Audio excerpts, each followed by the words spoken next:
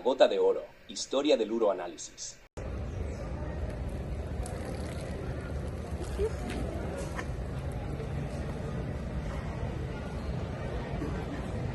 Durante años, el ser humano buscaba la manera de mirar dentro de sí, mucho antes del bisturí, mucho antes del fonendo, es más, mucho antes del microscopio.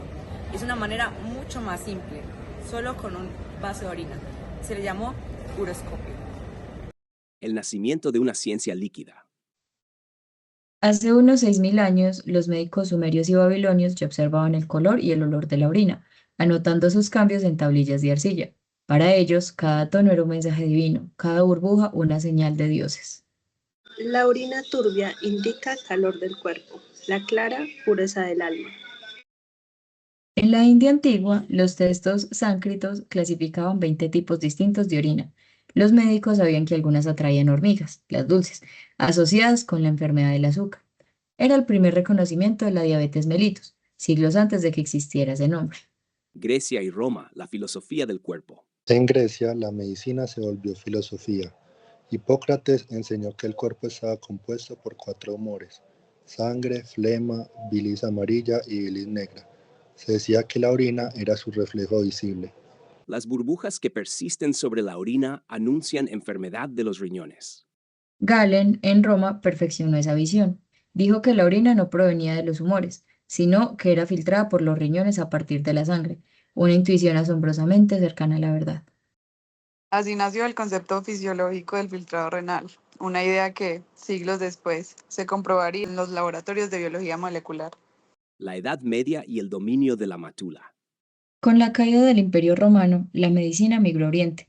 En Persia y Bizancio, el estudio de la orina alcanzó su esplendor. El médico bizantino Teófilos escribió De Urinis, el primer tratado dedicado exclusivamente a la orina, y más tarde el sabio persa Razi desarrolló el análisis clínico del color, el sedimento y la densidad. Como decía Razi, cuando la orina es roja y el paciente siente ardor, la causa está en la vejiga.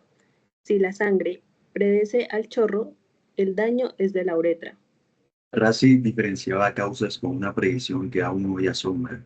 Sin microscopía ni reactivos, ya interpretaba signos de maturia, infección y obstrucción. Su discípulo espiritual, Avícena, escribía en el Canon de la Medicina: la orina es testigo del alimento ingerido, del calor, del frío y de la enfermedad del hígado. Sus observaciones seguirían enseñándonos hasta Europa del siglo XVII. El símbolo médico. En la Europa medieval, el médico se reconocía por un objeto, un frasco de vidrio redondeado llamado matula. Era su emblema y su herramienta. Gilles de Corbeil, médico del rey Felipe Augusto, describió 20 tipos de orina y asoció cada color a una parte del cuerpo. La mátula, sostenida a contraluz, parecía contener dentro al propio paciente. El frasco se convirtió en símbolo de la autoridad médica, tanto como lo es hoy el estetoscopio. Pero esa autoridad también fue objeto de burla. En los coros de las catedrales, los escultores tallaban monos sosteniendo mátulas, sátiras hacia los médicos arrogantes. El arte empezó a reírse de la pseudociencia. En el siglo XVII, la horoscopía cayó en descrédito. Los profetas de la orina eran más adivinos que médicos. Thomas Briand publicó De Pis Phofe, un panfleto feroz contra el engaño y el fraude. Por primera vez, alguien se atrevía a decirlo: la orina por sí sola no basta. El médico debía volver al paciente. El renacimiento científico, de la vista a la medición. El Renacimiento trajo consigo la alquimia, la balanza y el microscopio. Por primera vez, la orina se estudió no solo con los ojos, sino con instrumentos. Van Helmont, nacido en 1579 y fallecido en 1644, midió su densidad específica. Frederick Dekkers descubrió que el calor precipitaba proteínas, la primera observación de proteinuria. Y Paracelso usó vinagre como reactivo, anticipando los principios de la química clínica. El siglo XVII fundó el laboratorio médico. La mátula dio paso al tubo de ensayo. El ojo humano fue reemplazado por la lente. Con el microscopio de Robert Hooke se observaron los primeros cristales de oxalato y fosfato en orina. Fue el nacimiento de la microscopía urinaria. El siglo XIX, la era del laboratorio. En el siglo XIX, La química y la anatomía patológica transformaron el uroanálisis.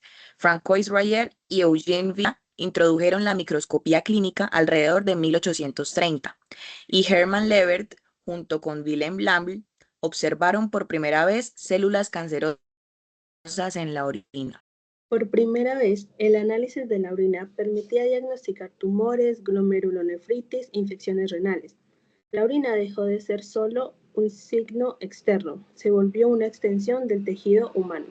A mediados de siglo, Liebig identificó el nitrógeno y la urea como productos del metabolismo, y Becquerel introdujo la refractometría para medir la densidad urinaria con precisión.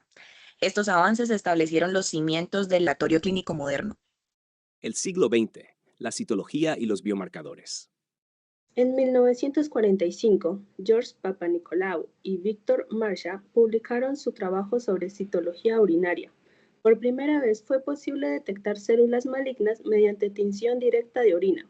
La técnica de Papanicolaou, conocida como Pap test, inauguró la era de la citodiagnosis. Décadas después, el médico Leopold Koch correlacionó los hallazgos citológicos con la historia de tumores uroteliares, dando origen a la citopatología urológica moderna. Al mismo tiempo, el desarrollo de las tiras reactivas y los métodos colorimétricos permitió medir glucosa, proteínas, sangre y cuerpos cetónicos de forma inmediata. El laboratorio se miniaturizó. El examen de orina se volvió rutinario, rápido y universal. Siglo XXI, la revolución molecular. Hoy, el uroanálisis combina bioquímica, inmunología y genómica. Detecta ADN tumoral, mutaciones y fragmentos de proteínas específicas. Los biomarcadores urinarios permiten diagnosticar cánceres vesicales, enfermedades renales crónicas y trastornos metabólicos sin necesidad de procedimientos invasivos. Técnicas como la espectrometría de masas o la PCR en tiempo real transformaron la orina en un banco de datos biológicos, y el concepto de líquido diagnóstico adquirió un nuevo significado, no solo reflejo del cuerpo, sino un mapa molecular de la enfermedad. El uroanálisis se ha convertido en una herramienta más antigua y más moderna de la medicina.